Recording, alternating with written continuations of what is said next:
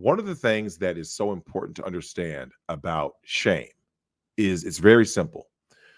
You always know what position you're in based on shame. So watch this.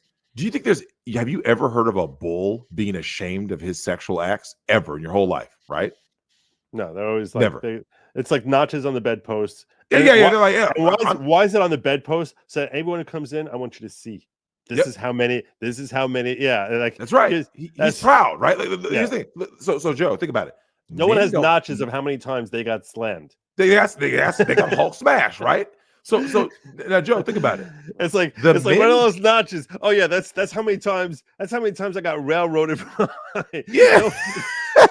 No one does that. Oh yeah, with Joe, it was 69 for 69, which turned out to be like $3 and some change for the tokens.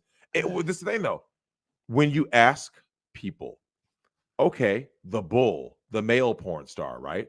The heterosexual male porn star, who's shaming him? It's not the dudes. The guys are going, yo, good job, bro. They're high-fiving that guy because he's a stud. Right. When you go, okay, how do the women treat the male porn star, right? The straight guy. They're like, oh my God, he's had so many women. I've seen his movies. He's the real deal. Now watch this. You're the cuck. When you're at a dinner, you don't say any of your sexual acts, right? Right. Do you know why? Because you're ashamed. You see what I'm saying? Yeah. The bull is never ashamed. No. See? Yeah. So these points need to get made so that people aren't led astray. You wind up listening to someone like Jack Murphy and you're paying him $100 a month. What happens when you start going like this? I don't know if this is okay, man.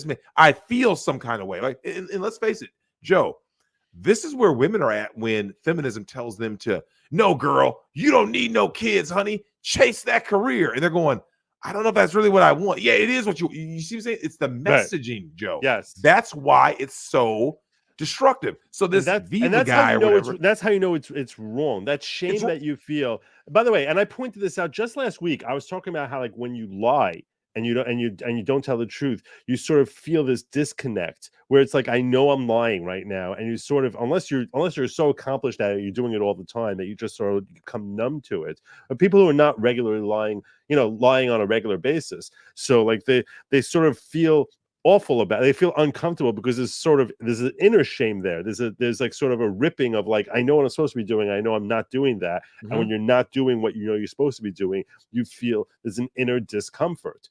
And that's sort of this. It's the same thing over here when someone feels that they haven't been living as as a man, haven't been living up to who they're supposed to be. I do think that they feel that sense of shame and like, I don't want to talk about this. It's a similar type of thing to someone lying. Absolutely. And like I said, there's a deep shame there because, I mean, let's face it, Joe, you start doing certain things, right? And I've always maintained this. You remember the Michael Vick federal dog fighting thing? Do you remember that whole case? Yeah. And he tried to use the whole like, oh, I didn't really know what I was doing was wrong because of this environment I came in. I said, that was BS. And I said, I'm going to explain why it's BS.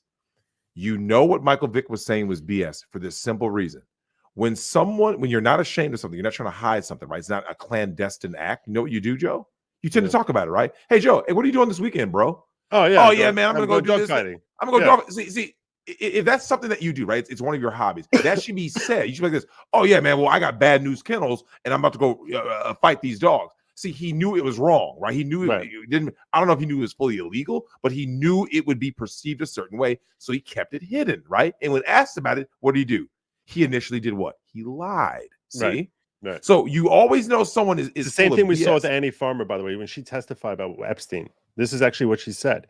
She said that she was 16 and she's at a movie theater and she's sitting with Epstein sitting between her and her sister.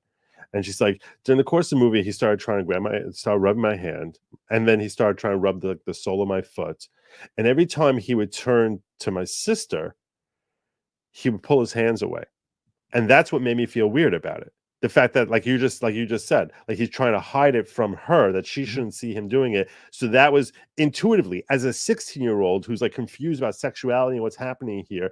And in her diary where she wrote about it, because she wrote it when she was 16, she like, you can see the utter confusion. She's like, I don't think I'm going to tell my sister because she has this job. Like, I don't think it was normal. She's like, I don't think it was normal. She didn't say it's not normal. She's like, I don't think this is normal because this is what he did. And, because he stopped doing it when he turned toward Maria. And then what was weird is that, or to her was striking, is that the next time she's in a movie theater with him, it's not her sister on the other side of Epstein, it's Ghislaine Maxwell. And here she took note of the fact that in front of Ghislaine, he didn't try hiding it. And he kept doing it in front of her because it's understood by her. That's the whole point. She knows the score. She knows exactly what's happening here. So there it's like normal. It's understood that this is what he's going to be doing. And it's expected. So there's no shame there. And that's the whole thing you were just saying now. As far as advertising, your advertising versus hiding it is a revelation into your inner psyche as to whether or not you think it's right or you think it's wrong.